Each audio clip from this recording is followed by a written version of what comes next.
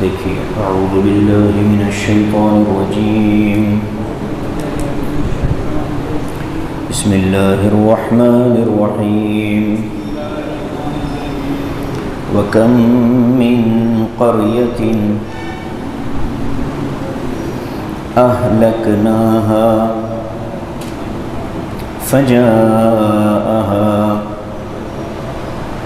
بَأْسُنَا بَيَاتًا أَوْ هُمْ قَائِلُونَ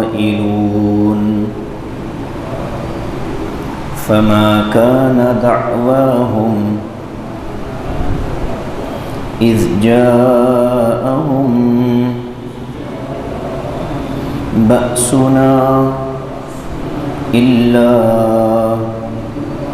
أَنْ قَالُوا إِنَّا كُنَّا ظَالِمِينَ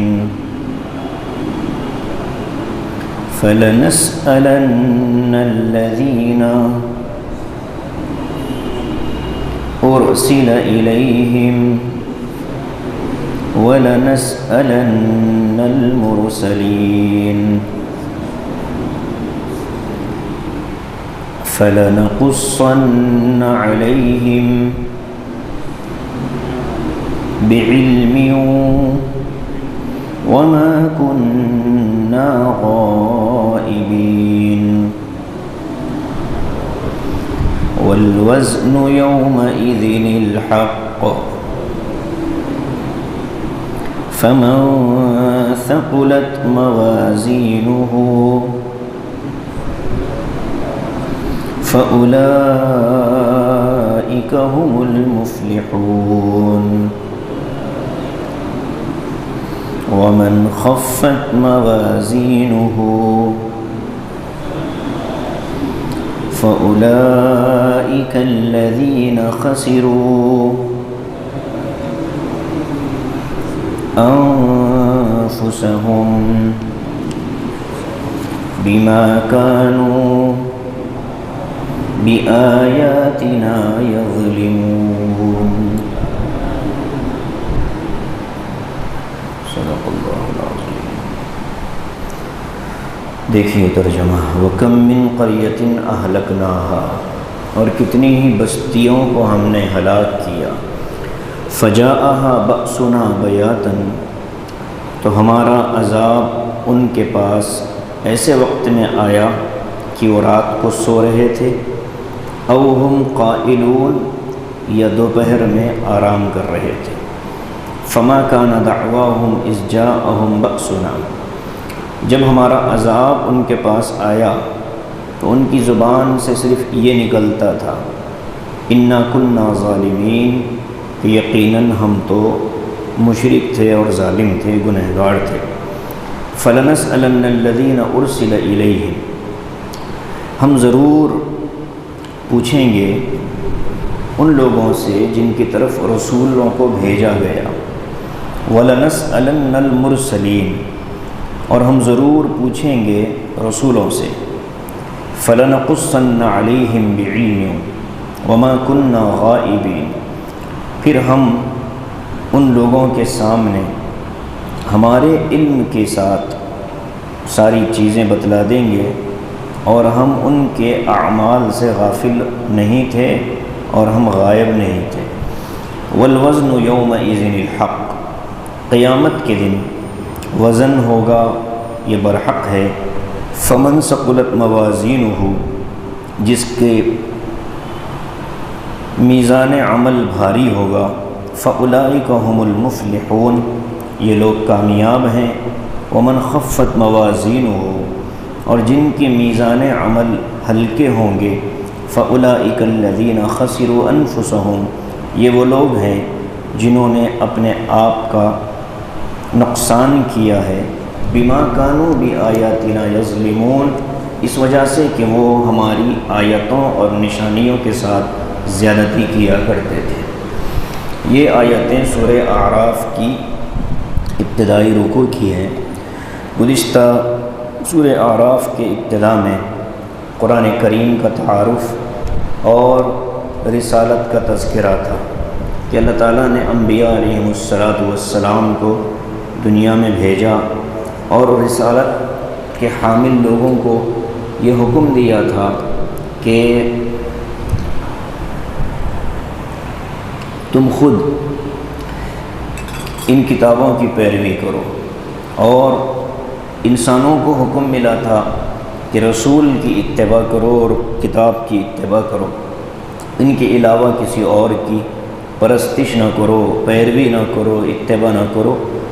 اب آگے کی جو آیتیں ہیں اس میں اللہ فرماتے ہیں کہ یہ معاملہ صرف تمہارے ساتھ نہیں ہے، بلکہ تم سے پہلی جو قومیں گزری ہیں، تم سے پہلے جو لوگ گزرے ہیں، ان کے ساتھ بھی یہی معاملہ تھا۔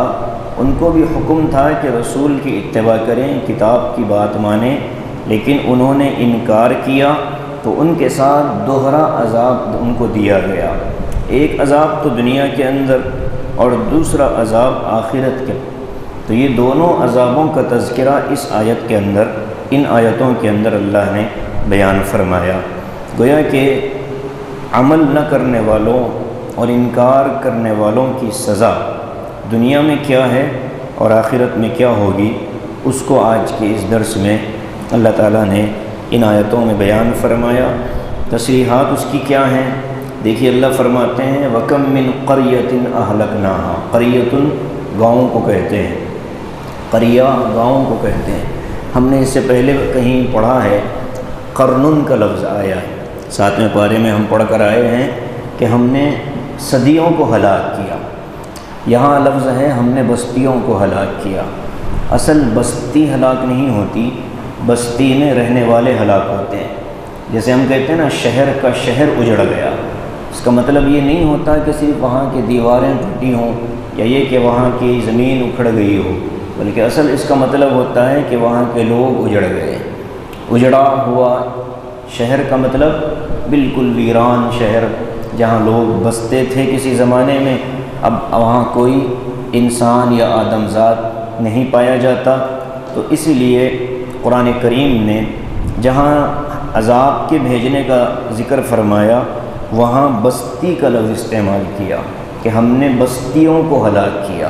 وَكَمْ مِنْ قَرْيَةٍ، کتنی ہی بستیاں ہم نے ہلاک کی، مطلب یہ ہے کہ ان بستیوں میں رہنے والوں کو ہم نے عذاب کیا۔ جیسے کہا جاتا ہے کہ آپ کے گھر پر مصیبت آئی، اور ہماری اپنی زبان میں گھر کہتے ہیں در و دیوار کو، چار دیواری کو، چھت کو۔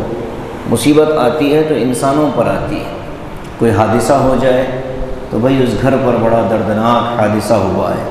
گھر پر حادثہ نہیں ہوا، گھر میں رہنے والوں پر ہوا ہے۔ تو یہ جیسے ہم اپنی بول چال میں بھی استعمال کرتے ہیں، ایسے ہی یہاں قرآن پاک میں ذکر کیا کہ ہم نے کتنی ہی بستیوں کو ہلاک کیا، یعنی بستی والوں کو ہلاک کیا۔ اہلکناہا، ہم نے ہلاک کیا، یعنی جو عذاب آتے ہیں دنیا میں وہ انسان نہیں لاتا۔ کوئی بادشاہ کسی سے ناراض ہو جائے تو اس کی یہ کوئی مجال نہیں کہ وہ ان کو تکلیف پہنچا دے۔ اصل تو عذاب جو آتے ہیں وہ اللہ رب العالمین کے حکم سے آتے ہیں۔ حالات جو بگڑتے ہیں اس میں لوگوں کا عمل دخل نہیں ہوتا، بلکہ اللہ کا فیصلہ ہوتا ہے۔ اللہ تبارک و تعالی ان حالات کو لاتے ہیں، اس لیے فرمایا وَكَمْ مِنْ قَرْيَةٍ أَهْلَكْنَاهَا، ہم نے ہلاک کیا ہے۔ فَجَاءَهَا بَأْسُنَا بَيَاتًا، اب اللہ تعالیٰ نے یہ فرمایا کہ عذاب عام طور پر آیا تو کب آیا؟ انسان کے 24 گھنٹے کی زندگی میں 2 اوقات ایسے ہوتے ہیں جب وہ غافل ہوتا ہے۔ ایک تو رات کا وقت جو ہے وہ غفلت کا ہوتا ہے، غفلت کا مطلب آرام کا ہوتا ہے، سوتا ہوا آدمی غافل ہی ہوتا ہے، سو رہا ہے، غفلت ہے، کوئی پتہ نہیں کہ گھر میں آس پاس ہو کیا رہا۔ دوسرا ایک وقت ہوتا ہے جس کو ہم اپنی زبان میں کہتے ہیں قیلولہ، دوپہر کے سونے کو قیلولہ کہا جاتا ہے۔ تو اللہ فرماتے ہیں کہ ہم نے جب بھی بستیوں پر عذاب نازل کیا یا تو رات کا وقت تھا یا دوپہر کے قیلولے کا وقت تھا۔ عذاب انہی 2 ایام، انہی 2 اوقات میں زیادہ تر آیا ہے۔ غفلت کے وقت میں اللہ کی پکڑ زیادہ ہوتی ہے۔ انسان کو 24 گھنٹے ہر لمحہ یہ تصور کر لینا چاہیے کہ کہ میرا بلاوا کب آ جائے گا اور میری غفلت کے وقت میں کہیں پکڑ نہ ہو جائے۔ اس لیے مومن ہر آن چوکنا رہتا ہے، ہر وقت متحرک رہتا ہے، مستعد رہتا ہے، دیکھتا رہتا ہے کہ کہیں کسی جگہ سے میری زندگی کے آخری ڈور ٹوٹ جائے اور مجھے اللہ کے دربار میں حاضر ہونے کا پروانہ دے دیا جائے۔ زندگی ایسے گزرے کہ جب بھی موت کا فرشتہ آئے تو جاتے ہوئے انسان کو گھبراہٹ نہ ہو۔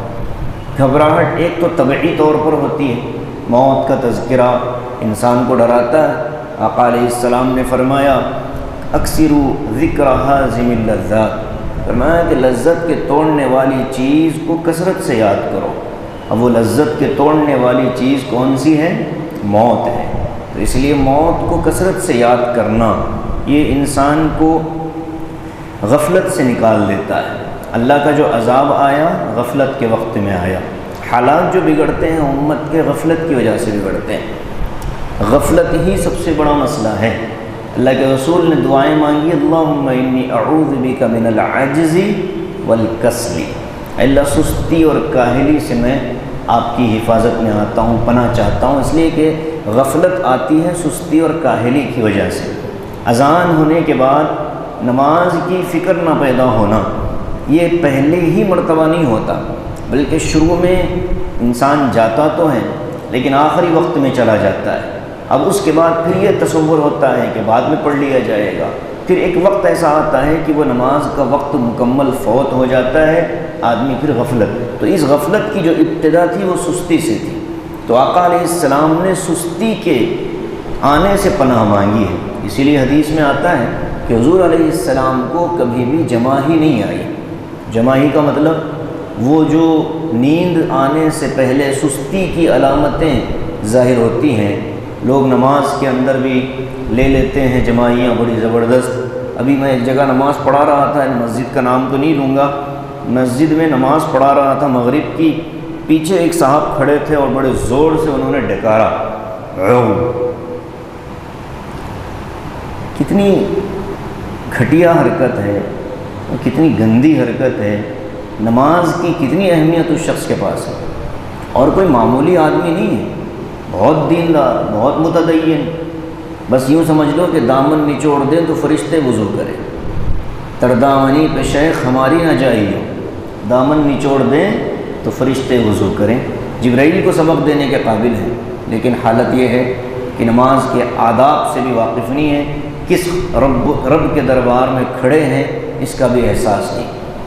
تو یہ جو چیزیں ہیں یہ سستی اور غفلت کی نشانیاں ہیں کہ آدمی جہاں ہو چوکن نہ رہے۔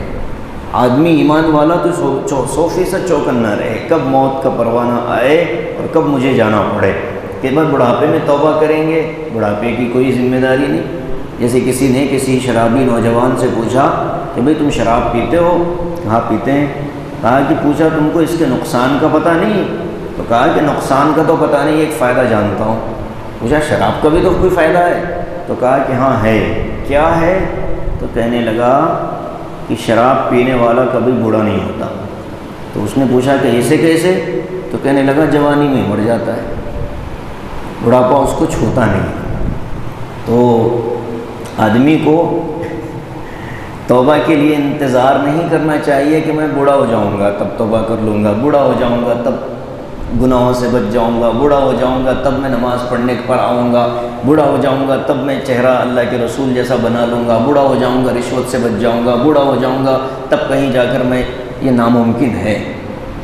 آدمی گناہوں سے بچنے پر جوانی میں جتنا قادر ہوتا ہے بڑھاپے میں قادر نہیں ہوتا، اس لیے کہ جوانی میں رکنے کی صلاحیت بھی اتنی ہی مضبوط ہوتی ہے جتنی کرنے کی خواہش ہوتی ہے، اور بڑھاپے میں آنے کے بعد اب خواہش میں اضافہ ہو جاتا ہے، اور وہ اضافہ ہوتے ہوتے پھر بچپنے کی طرف چلا جاتا ہے۔ اب وہ خواہشیں پوری کرنے کے لیے بڑھاپے میں ضد ہونے لگتی ہے، اس لیے بہت سخت ترین وعید اللہ کے نبی علیہ السلام نے ایسے بوڑھوں کے لیے بیان فرمائی کہ جو بوڑھا ہو جائے لیکن اس کی شہوت ابھی باقی رہے۔ تو ایسے بوڑھوں کے لیے بہت سخت ترین وعید آقا علیہ السلام نے بیان فرمائی۔ تو انسان کو توبہ کے لیے کسی وقت کا انتظار نہیں کرنا چاہیے، اجتماعی توبہ ہو کہ انفرادی توبہ ہو، ہر حال میں آدمی استغفار کرتا رہے، نیک کام کر کے بھی آدمی استغفار کرے۔ جیسے ہی ہم نے نماز کا سلام پھیرا، پہلا لفظ زبان سے کیا نکلتا ہے؟ استغفر اللہ، اللہ اکبر، اللہ اکبر، اللہ اکبر۔ کیوں؟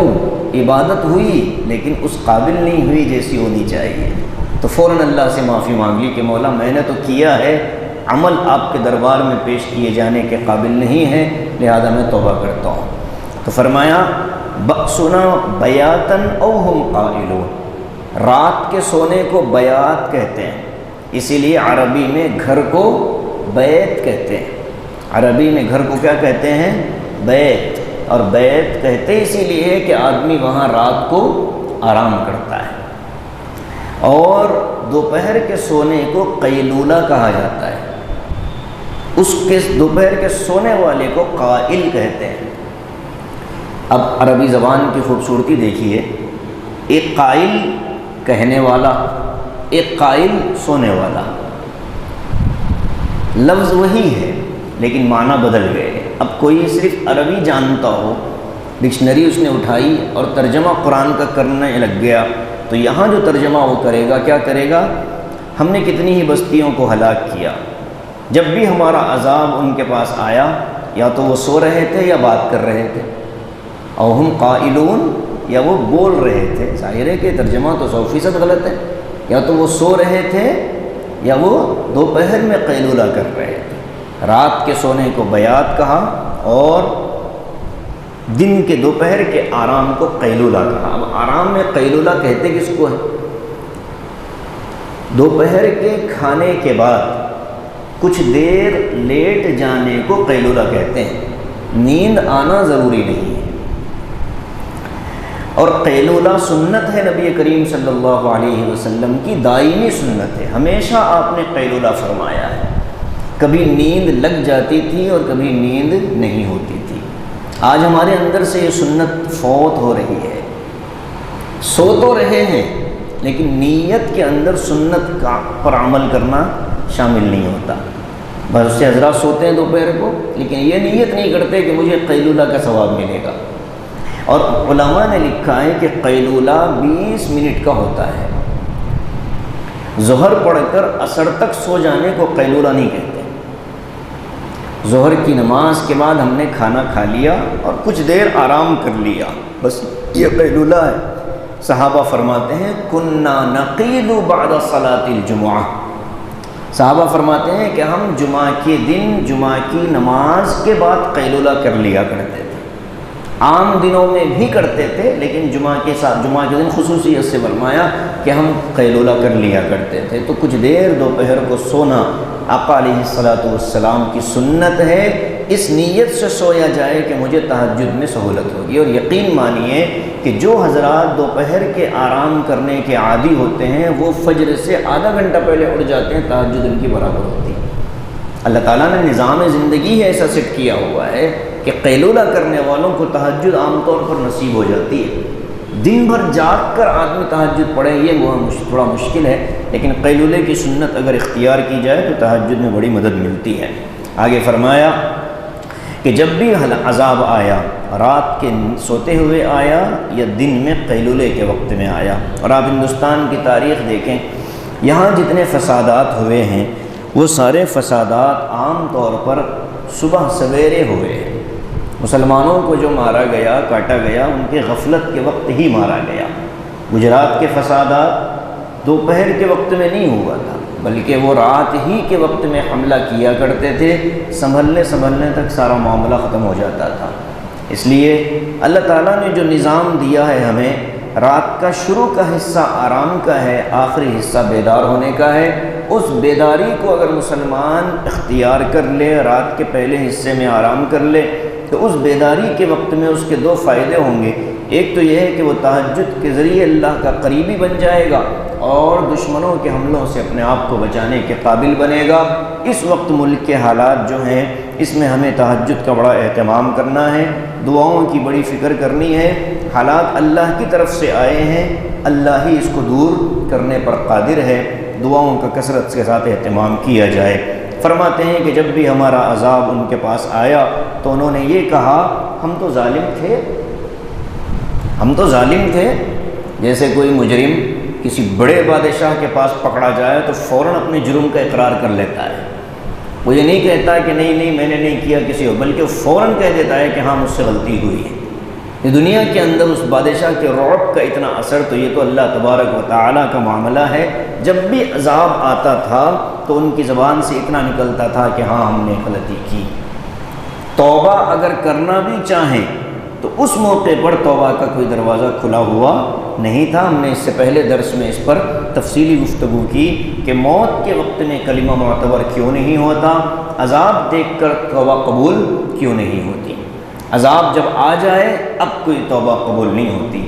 حضرت یونس علیہ السلام کی قوم نے جو توبہ کی تھی وہ عذاب کے آثار ابھی آئے تھے، مکمل عذاب نہیں آیا تھا. حضرت یونس علیہ السلام ناراض ہو کر چلے گئے تھے اور پھر وہ کشتی میں سوار ہوئے، مچھلی کے پیٹ میں وہ جو ہوا قصہ، یہاں قوم کو احساس ہوا کہ ہم سے غلطی ہوئی. عذاب کے آثار نمودار ہونے لگے تو فوراً پوری قوم نے کہا کہ اے اللہ ہمیں معاف کر دیجئے. یہاں قوم نے توبہ کی، اللہ نے ان کے پر آنے والے عذاب کو روک لیا. یہاں جو فرمایا کہ عذاب آ گیا، اب اگر کسی نے توبہ کی تو وہ معاف، وہ توبہ قبول نہیں ہوگی. ملک میں یونیفارم سول کوڈ کے نفاذ کا جو مسئلہ ہے یہ ابھی آثار عذاب ہیں. عذاب ابھی آیا نہیں ہے لیکن آثار اس کے ظاہر ہو رہے ہیں. آج اگر مسلمان توبہ کر کے اللہ رب العالمین سے اپنے تعلق کو مضبوط کر لے تو یہ بھی ٹلے گا، اور اگر وقت نکلنے کے بعد اس قانون کو قانون کا مسودہ بنانے کے بعد اگر وہ ہائے ہائے اور وائے وائے کریں اور توبہ کریں تو وہ قبول نہیں ہوگی. عذاب جس شکل میں اللہ بھیجے عذاب ہوتا ہے. ظالم حکمرانوں کا مسلط ہونا بھی عذاب ہے.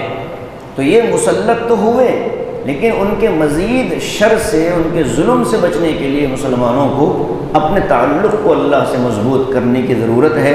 اس کے علاوہ کوئی اور راستہ ہمارے پاس نہیں ہے. تدبیریں جو اختیار کی جا رہی ہیں اختیار ہونی چاہیے. جو ہماری رائے لی جا رہی ہے اس کو مکمل کیا جائے، رائے دی جائے، بھیجا جائے، لیکن یہ بھی نہیں کہ صرف رائے دے کر مطمئن ہو جائے کہ ہاں ہمارے میل کے ذریعے سے اب معاملہ بھی نہیں. یہ تو ہم نے عمل ظاہری طور پر کیا، اصل مؤثر حقیقی اللہ کی ذات ہے، ان سے بھی ہمارا تعلق مضبوط ہونا چاہیے. اب آگے آخرت کا ایک منظر اللہ بیان فرماتے ہیں. فَلَنَسْأَلَنَّ الَّذِينَ أُرْسِلَ إِلَيْهِمْ. اللہ تعالیٰ قیامت کے دن رسولوں سے سوال کرے گا اور جن کے پاس رسولوں کو بھیجا گیا ان عام انسانوں سے بھی سوال کرے گا. یہ مضمون بھی ہم پچھلی صورت کے اندر بہت تفصیل کے ساتھ پڑھ کر آئے ہیں کہ اللہ تعالیٰ یوم یجمع اللہ الرسل فیقول ماذا اجبتم، جیسے اللہ تعالیٰ رسولوں کو قیامت کے دن جمع کر کے پوچھے گا کہ تمہاری قوم نے تم کو کیا جواب دیا. اور آقا علیہ السلام نے بھی بیشتر روایات کے اندر یہ بات ملتی ہے کہ حضور نے فرمایا کہ اللہ تعالیٰ قیامت کے دن مجھ سے پوچھے گا کہ میں نے اپنی قوم کو دعوت پہنچائی کہ نہیں پہنچائی. حجۃ الوداع میں بھی آپ نے صحابہ سے پوچھا تھا کہ بتاؤ میں نے رسالت کا حق ادا کر دیا. صحابہ نے فرمایا کہ یا رسول اللہ آپ نے پوری ذمہ داری کے ساتھ آپ نے حق ادا کر دیا. تو آپ نے کیا فرمایا اللہم شہد، اے اللہ آپ گواہ رہیے، آپ گواہ رہیے کہ میں نے ذمہ داری پوری کی. تو ایک ہی نبی کے ساتھ نہیں، جتنے انبیاء اللہ نے بھیجے ہیں ان تمام انبیاء علیہم السلام سے اللہ پوچھے گا قیامت کے دن کہ تم نے ذمہ داری پوری کی. اور یہی سوال قوم سے کیا جائے گا کہ کیا جو چیزیں اللہ تبارک و تعالیٰ نے، جو رسول تمہارے پاس آئے، کیا تم نے اس رسول کی دعوت کو کتنا تسلیم کیا، کتنا مانا اور کتنا انکار کیا. دونوں سے سوال ہوگا. فَلَنَسْأَلَنَّ الَّذِينَ أُرْسِلَ إِلَيْهِمْ یعنی قوم سے سوال ہوگا. وَلَنَسْأَلَنَّ الْمُرْسَلِينَ رسولوں سے سوال ہوگا.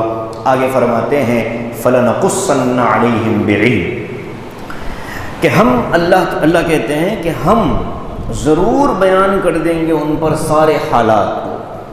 وہ جھوٹ بولنے کا موقع نہیں ملے گا. رسولوں کو تو جھوٹ کا کوئی تصور نہیں ہے، قوم بھی اگر جھوٹ بولنا چاہے تو موقع نہیں ہوگا۔ اللہ تعالیٰ کہے گا کہ دیکھو تم نے رسول کا یہاں یہ انکار کیا، تم نے فلاں رسول کے ساتھ یہ زیادتی کی، ہم بتلا دیں گے۔ اللہ فرماتے ہیں فَلَنَقُصَّنَّ عَلَيْهِمْ بِعِلْمٍ، ہمیں سب معلوم ہے، وَمَا كُنَّا غَائِبِينَ، اور ہم تمہارے اعمال سے کوئی غافل بھی نہیں تھے اور وہاں سے غائب بھی نہیں تھے۔ رسول تو بہرحال قوم سے ہر وقت قوم کے ساتھ نہیں ہوتا، جب ملاقات ہوتی ہے تو رسول کو قوم کے حالات کا علم ہوتا ہے، یا اللہ نے کوئی چیز بتلا دی تو اس کے ذریعے ہوتا ہے، لیکن اللہ تعالیٰ کا معاملہ تو ایسا نہیں ہے۔ اللہ تعالیٰ تو ہر وقت قوم کے ساتھ تھا، وَهُوَ مَعَكُمْ أَيْنَمَا كُنْتُمْ، ہر وقت اللہ ساتھ تھا۔ تو اللہ کہتے ہیں کہ ہم خوب جانتے ہیں کیا کیا تم نے کیا ہے۔ اب آگے اللہ فرماتے ہیں قیامت ہی کا منظر ہے، ترتیب کیا رہے گی قیامت کے دن؟ ترتیب ہوگی کہ پہلے سوال جواب ہوگا، سب سے پہلے میدان محشر میں لوگوں کو قائم کیا جائے گا، اور اس کے بعد سوال جواب ہوگا، کیا نہیں کیا، کیا نہیں کیا، کیا نہیں کیا، یہ چلے گا۔ سوال جواب کے بعد حساب کتاب ہوگا، یہ ترتیب ہے، سیکوینس ہے۔ آیت دیکھیے فَلَنَسْأَلَنَّ الَّذِينَ، سوال ہوگا، فَلَنَقُصَّنَّ عَلَيْهِمْ، حساب ہوگا۔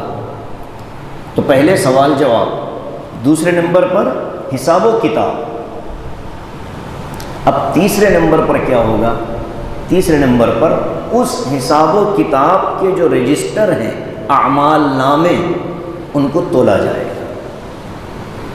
اور اسی کو فرمایا وَالْوَزْنُ يَوْمَئِذٍ الْحَقُّ، قیامت کے دن وزن اعمال حقیقتاً ہوگا، اس میں کوئی شک و شبہ کی گنجائش نہیں ہے، ہر عمل تولا جائے گا۔ اب یہاں عمل کے تولے جانے کو قرآن نے صرف اتنا لفظ استعمال کیا، وَالْوَزْنُ، تولا جانا، یومئذ، اس دن، الحق، برحق ہے، اس دن تولا جانا برحق ہے۔ دوسری آیتوں میں اللہ نے تفصیلات بیان فرمائی، وَنَضَعُ الْمَوَازِينَ الْقِسْطَ لِيَوْمِ الْقِيَامَةِ، ہم انصاف کے ترازو قائم کریں گے قیامت کے دن، یہ ایک جگہ فرمایا۔ اور سورہ رحمان میں کیا کہا اللہ نے؟ میزان، یہ بھی لفظ ترازو ہی کے لیے آیا ہے، ہاں، وَوَضَعَ الْمِيزَانَ، کہ اللہ تعالیٰ ہی ہے جو میزان عدل قائم کریں گے اور اس میں انسان کے اعمال تولیں گے۔ تولنا کیسے ہوگا اللہ جانتا ہے، تولیں گے اعمال، یہ یقینی ہے۔ ہمیں کتنا ایمان لانا ہے؟ ترازو قائم ہوگی، ہمارے اعمال تلیں گے، یہ ہمارے لیے ایمان لانے کے لیے ضروری ہے۔ اعمال کیسے تلیں گے یہ ہمارے ایمان کا حصہ نہیں، یہ اللہ کے بارے میں اللہ جانتا ہے کہ کیفیت جیسی بھی رہی ہوگی۔ امتحان حال میں جانا ضروری ہے، سوال کیسا آئے گا ہم نہیں جانتے ہیں۔ امتحان حال میں جانا ہے، یقینی ہے، لیکن سوال کیا آئے گا، کیسے آئے گا، یہ ہم نہیں جانتے۔ یہی حال ہے کہ میدان عدل قائم ہوگا، میزان لایا جائے گا، ترازو لائی جائے گی، اب اس میں اعمال کیسے تلیں گے اللہ خوب جانتے ہیں، بس یہ دعا ہونی چاہیے کہ ہمارا بیڑا پار ہو جائے۔ اب آگے فرماتے ہیں کہ ترازو جو قائم ہوگی یہ اعمال کے حساب سے قائم ہوگی یا ایک ہی ترازو میں سارے اعمال تلیں گے؟ چونکہ ایک جگہ قرآن میں فرمایا گیا ہم الگ الگ ترازو قائم کریں گے، جیسے تولنے کے لیے دنیا کے اندر بھی چیزیں الگ الگ ہوں گی تو اس کے تولنے کے آلات بھی الگ الگ ہیں۔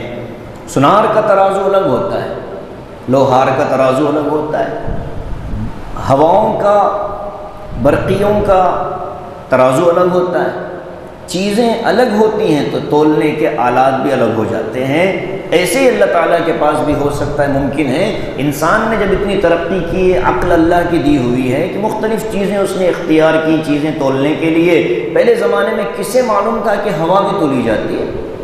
یہ گاڑیوں میں جو ہوائیں بھری جاتی ہیں یہ وزن ہی کے تو حساب سے بھری جاتی ہیں، اور یہ جو برقی کی لہریں چلتی ہیں، الیکٹرک ویو جاتی ہیں، اس کے اندر بھی تو کتنا وزن ہے، کتنا پاور ہے، یہ کیسے معلوم ہوتا ہے؟ حالانکہ چیزیں نظر نہیں آ رہی ہیں، ہوا نظر نہیں آتی ہے، کرنٹ نظر نہیں آتا، لیکن تولا جاتا ہے۔ اللہ تبارک و تعالیٰ کے دربار میں ان ساری چیزوں کی کوئی حیثیت نہیں ہے۔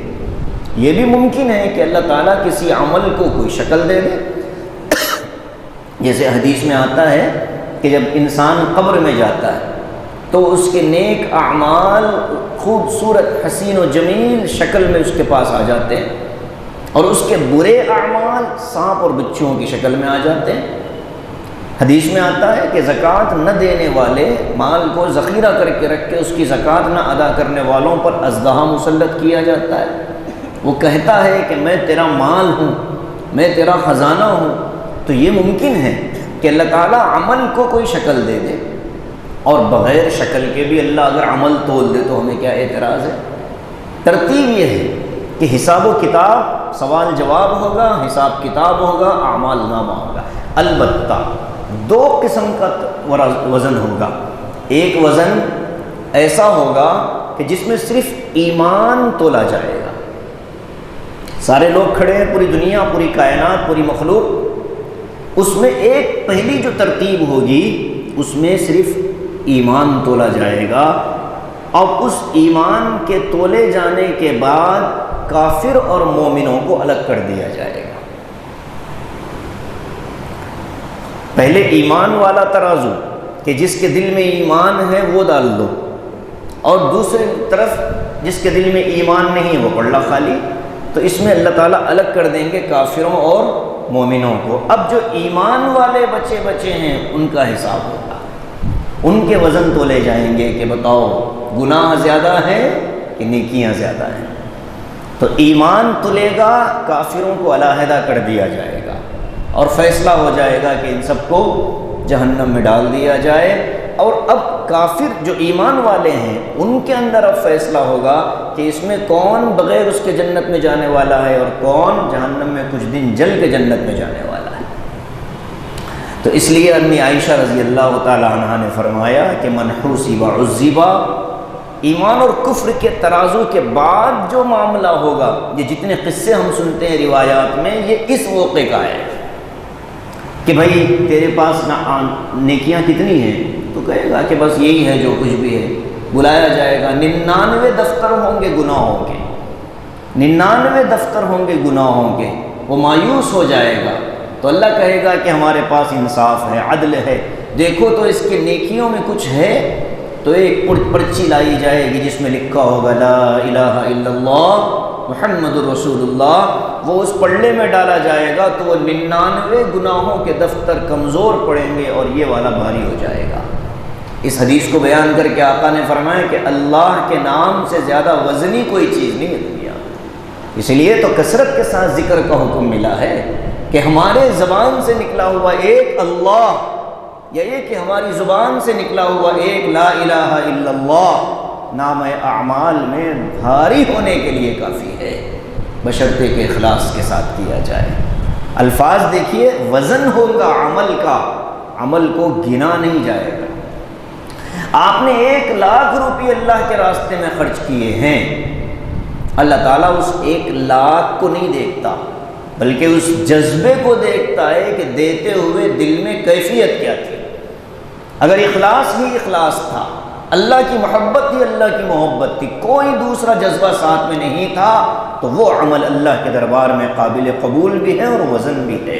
اور اگر دکھاوا مقصود تھا، لوگ مجھے بڑا مالدار سمجھیں، لوگ مجھے بڑا سخی سمجھیں، اور لوگ میری تعریف کریں، 4 لوگوں میں کھڑے کر کے بولا جائے کہ میں نے 1 لاکھ روپے دیے، میں نے 50,000 دیے، میں نے اتنا دیا، میں نے اتنا دیا، تو یہ میں نے دیا کہ آدمی کے عمل کو صفر کر دیتا ہے، یہ وزن آخرت میں تلنے والا نہیں ہے۔ تو اسی لیے عمل کو بچانا بہت ضروری ہوتا ہے۔ قرآن میں ہم پڑھ کر آئے ہیں پیچھے، لا تبطلوا صدقاتکم بالمن والاذی، اے ایمان والو اپنی نیکیوں کو احسان جتلا کر، تکلیف پہنچا کر نقصان میں نہ ڈال لو، خراب نہ کر لو۔ تو اس لیے وزن عمل یقینی ہے، ہوگا۔ اس میں کیا ہوگا؟ فمن ثقلت موازینہ، جس کے ترازو کا پلڑا بھاری ہوگا، نیکیوں سے، ایمان سے، فَأُولَئِكَ هُمُ الْمُفْلِحُونَ، یہ لوگ کامیاب ہیں۔ حساب یسیر کی دعا سکھائی گئی، اللہم حاسبنی حسابا یسیرا، اللہ آسان حساب لیجئے۔ آسان حساب کی تشریح میں امہات المؤمنین فرماتی ہیں کہ آسان حساب کا مطلب یہ ہے انسان کو لایا جائے گا اور کہا جائے گا کہ تمہارے نام اعمال کو ہم کھولیں گے نہیں، بس تم چلے جاؤ۔ ایمان اور کفر والے تو الگ ہو گئے، اب جو دوسرا مرحلہ ہے وہاں اللہ تعالیٰ صرف یہ کہہ دیں کہ ٹھیک ہے ہم جانتے ہیں تم نے کیا کیا، جاؤ۔ ہمارا نام اعمال ابھی کھلا نہیں، فیصلہ ہو جائے، یہ ہے آسان حساب۔ آسان حساب کا یہ مطلب نہیں ہے کہ حساب کتاب ہو اس میں نرمی ہو، نہیں، اس لیے کہ ہماری زندگی کے جو اعمال ہیں اللہ کی شان کے برابر اللہ کی دربار میں پیش کیے جانے کے قابل کہاں کہ ہم برابری کی بات کریں یا یہ کہ بدلے کی بات کریں۔ جو جنت میں جائے گا وہ اللہ کے فضل سے جائے گا۔ اگر اللہ عدل کا معاملہ کر لیں تو جنت میں جانا ناممکن ہوگا، اس کا کوئی تصور نہیں ہے، اس کی کوئی امکان نہیں ہے۔ اس لیے رب العالمین کے فضل کو ہم اللہ تبارک و تعالیٰ سے مانگتے رہیں۔ والوزن یومئذ الحق فمن ثقلت موازینہ فاولئک هم المفلحون، کہ جس کے نام اعمال کا پلڑا بھاری ہوگا وہ کامیاب ہوگا۔ ومن خفت موازینہ، اور جس کے نیکیوں کا پلڑا کمزور ہوگا فاولئک هم الخاسرون، فاولئک الذین خسروا انفسهم، یہ وہ لوگ ہیں کہ جنہوں نے اپنے آپ پر ظلم کیا ہے۔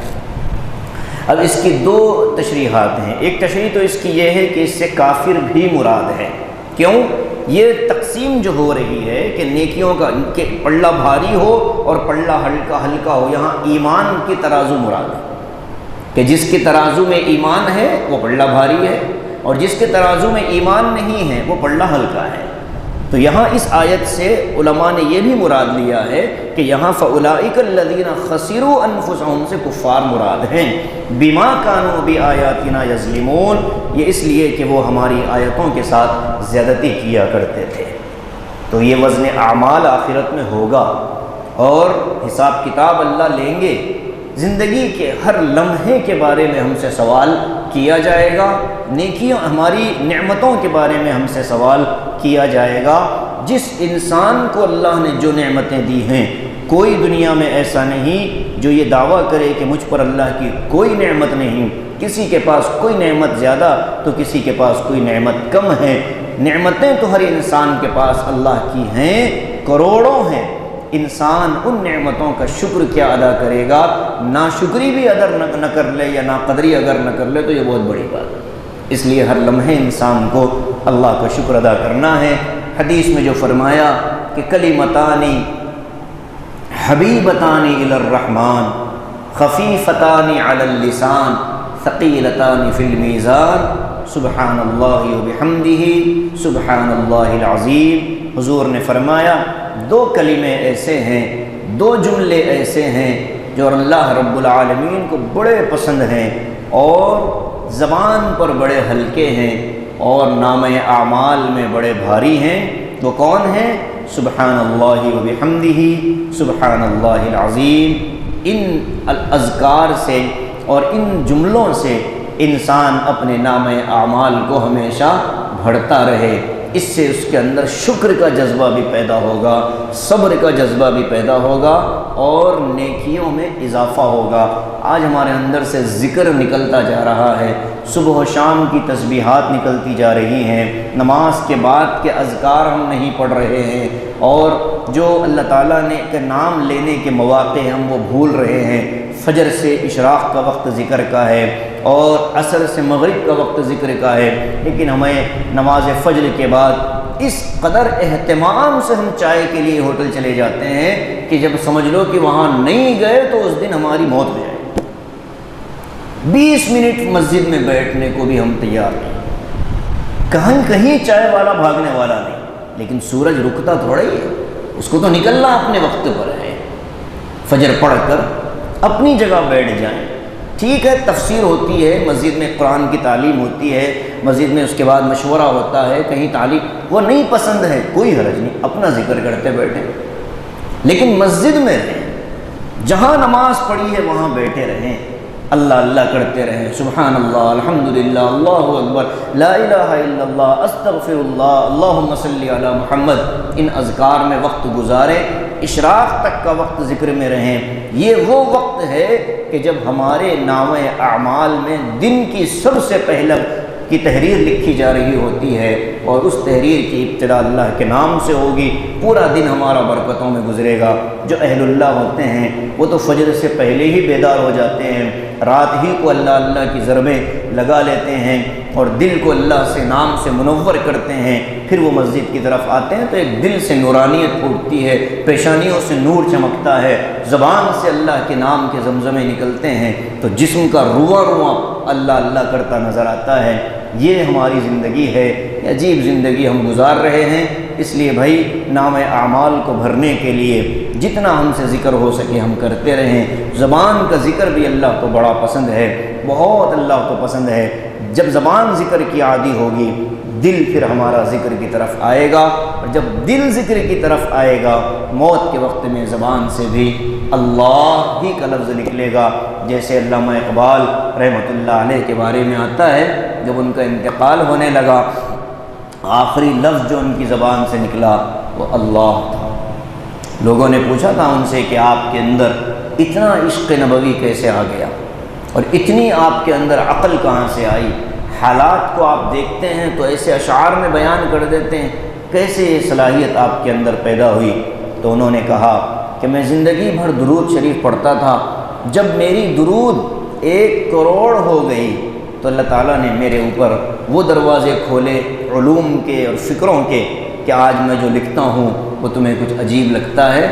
تو جب بندہ محنت کرتا ہے اللہ کی طرف سے عنایات اترتی ہیں، صبح سے شام تک 300 مرتبہ بھی مسلمان درود پڑھنے کو تیار نہیں ہیں، جبکہ ہمارے اکابر ہمارے اسلاف 1 لاکھ درود روزانہ پڑھا کرتے تھے، 40 ہزار درود کا معمول روزانہ ہوتا تھا، 70 ہزار درود کا معمول۔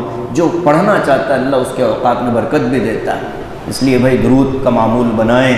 حضور کی کروڑوں نعمتیں رحمتیں ہمارے اوپر ہیں، ہم کیا بدلہ دے سکتے ہیں؟ بس اللہ سے دعا کر سکتے ہیں اللہم صلی علی محمد وعلی آل محمد وبارک وسلم، ہلکا سا درود صلی اللہ علیہ وسلم، اتنا بھی درود ہی ہے۔